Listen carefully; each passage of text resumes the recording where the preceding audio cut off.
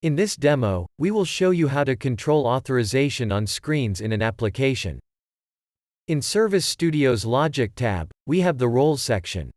In the Roles folder we can see two built-in roles, anonymous and registered. And we also see two application-specific roles, employee and manager. Switching to the browser, we can see the user's application login page. Let's log in to access the app. This is the backoffice of the user's application, where all the end users registered in the environment are listed. If we open user Betty Bauer, we can see that this user has the manager role.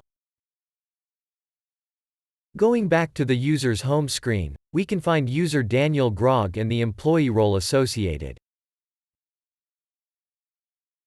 Let's log out, return to Service Studio, and open the Interface tab. Here, we find two screens, the employees and the employee detail. We want the manager to be able to access both screens, while the employee can only access the employee screen. Starting by the employee screen, let's untick the anonymous and registered roles. This way only users with the employee or manager role can access the screen. We can do something similar now with the employee detail, but this time we will only leave the manager role selected. Let's publish the application and see this running in the browser. As we see here, there's a login screen asking for user credentials. Let's log in as Betty Bauer. As we'd seen before, she has the manager role. We are now in the employees screen of the application, where we can see the full list of employees.